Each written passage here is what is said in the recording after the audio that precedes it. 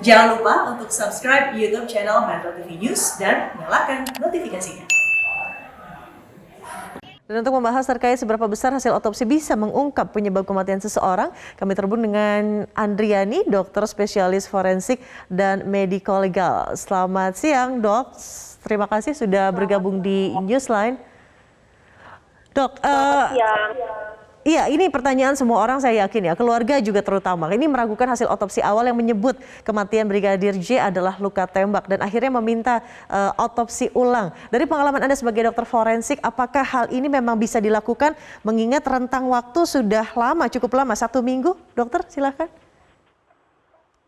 Menurut saya sebagai dokter forensik, hal ini dapat dilakukan untuk otopsi ulang dengan ekshumasi, maksudnya adalah untuk menggali tubuh dan memeriksakan ulang. Sangat dimungkinkan. Sangat dimungkinkan. Ada perbedaan di antara hasil temuan keluarga begitu dan juga hasil otopsi. Sebetulnya berapa lama luka di tubuh seseorang ini masih bisa terdeteksi asal mula dari luka tersebut ada di badan itu berapa lama, Dok? Kalau untuk semakin cepat semakin lebih baik, istilahnya body tubuh manusia itu bisa pada saat fresh untuk diotopsi ulang lebih cepat lebih baik, dan bila mana tetap akan dilakukan sampai tulang pun kita bisa lihat bisa kelihatan apa penyebab kematiannya. Baik, kita lihat juga di sini ada grafik begitu ditampilkan berbagai luka. Ternyata temuan dari keluarga almarhum Brigadir J ini sangat banyak dan terakhir ada luka jerat leher.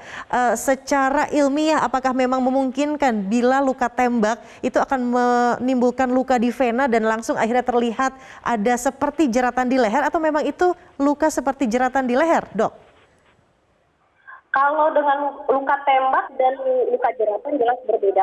Kalau luka tembak kita bisa lihat dari bentuk luka, dan kalau luka jeratan pun bisa terlihat waktu pemeriksaan luar.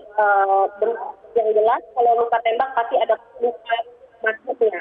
Kalau luka jeratan itu tidak ada luka masuknya. Istilahnya dari luar itu bisa nampak terlihat cetakannya seperti itu. Jadi luka tembak dengan luka jeratan sangat berbeda. Jadi sudah jelas dokter ahli forensik bisa membedakan begitu ya, luka tembak, luka sayat, luka benda tumpul, luka benda tajam dan lain sebagainya. Ini sudah dimakamkan cukup lama seperti tadi saya bilang di awal, apakah penyebab kematian juga masih bisa diungkap dengan nanti adanya otopsi ulang, dokter?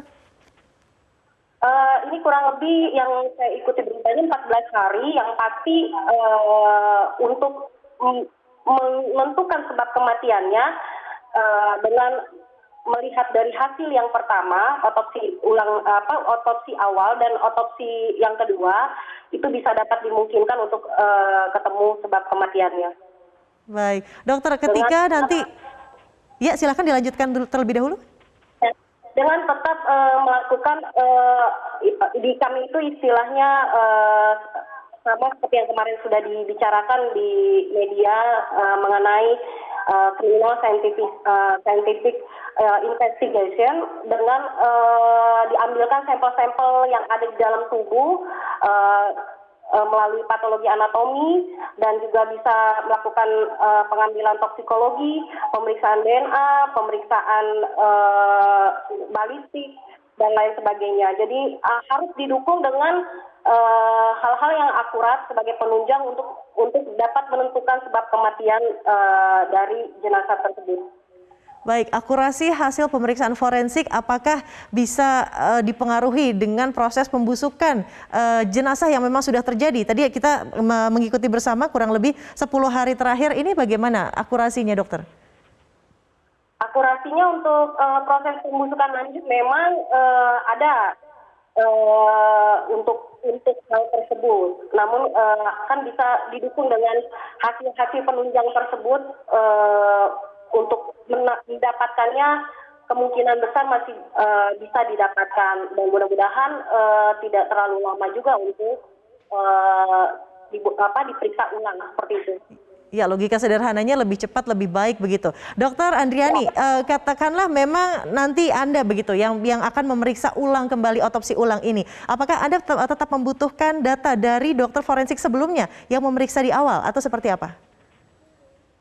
Kalau saya sebagai pribadi, dalam hal ini memang kita membutuhkan data tersebut. Sebaiknya, ini kan saya perhatikan, saya ikuti karena saya bukan pemeriksa di awal. Artinya dari temuan dari keluarga dan dari dokter pemeriksa sebelumnya, itu kan belum ada muncul ya, maksudnya dari pemeriksa sebelumnya.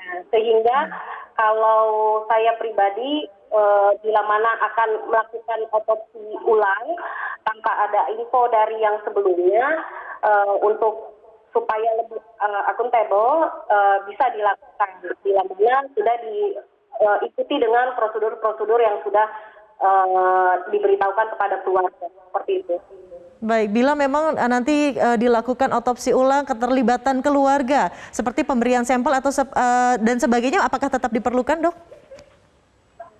Pemberian sampel, maksudnya bagaimana keluarga ikut memberikan sampel atau bagaimana? Iya, untuk apakah keterlibatan keluarga untuk memberikan sampel ini akan mempercepat begitu proses otopsi? Ada keterkaitan atau tidak? Memberikan sampel berupa apa? Untuk mencocokkan DNA katakanlah karena ada proses pembusukan yang terjadi dan lain sebagainya?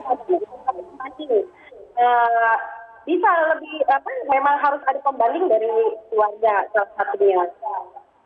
Memang berarti tetap dibutuhkan ya kehadiran keluarga untuk nanti mempercepat proses otopsi supaya hasil yang dikeluarkan lebih akurat. Baik, terima kasih dokter spesialis forensik dan mediko legal Dr. Tia Andriani sudah bergabung bersama kami di Newsline dan memberikan pencerahan. Selamat kembali melanjutkan aktivitas Anda.